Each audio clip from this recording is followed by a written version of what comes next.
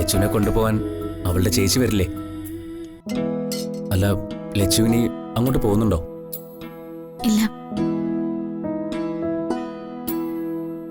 അതെന്റെ ഉറച്ച തീരുമാനമാണ്.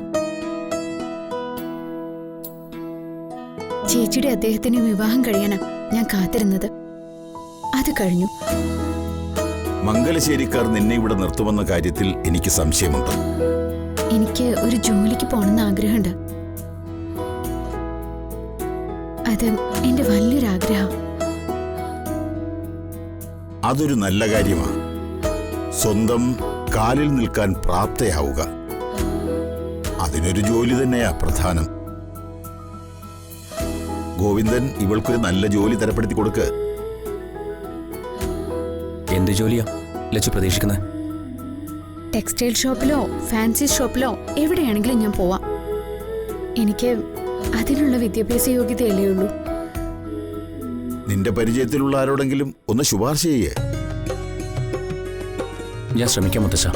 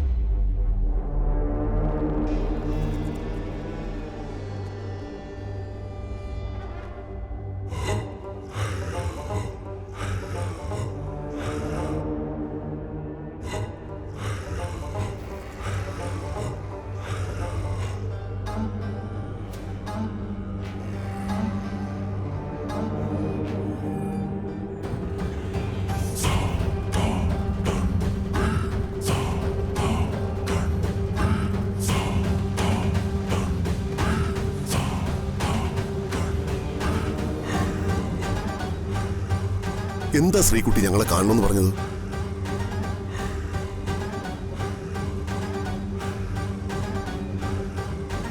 അമ്മൂന്റെ ഭർത്താവ് കിച്ചനാണെന്നാണല്ലോ ഇവിടെ എല്ലാരും വിശ്വസിച്ചിരിക്കുന്നത്.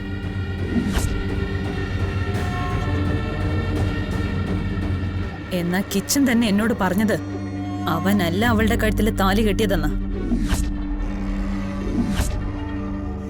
അവൻ അവളുടെ ഭർത്താവാണെന്ന് പറഞ്ഞല്ലേ ഇങ്ങോട്ട് വന്നത്.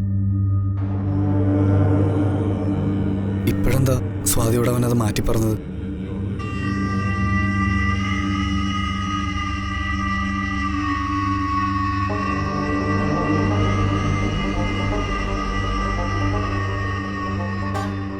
രാജുവിനത് മനസ്സിലായില്ലേ? കിച്ചൻ അവളുടെ ഭർത്താവ് അല്ലാത്തതുകൊണ്ട്.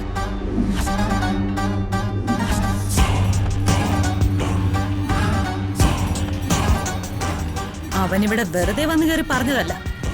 അമ്മൂനെ പറ്റിയുള്ള മുഴുവൻ കാര്യങ്ങളും അറിഞ്ഞു വെച്ച അവൻ വന്നത്. കൊള്ളാമല്ലോ, നമ്മളെല്ലാം അങ്ങനെ വിശ്വസിച്ചു പോയില്ലേ? നമ്മളെല്ലാരും ഇല്ല, ഈ വീട്ടിൽ ഒരാൾക്കെല്ലാം അറിയായിരുന്നു.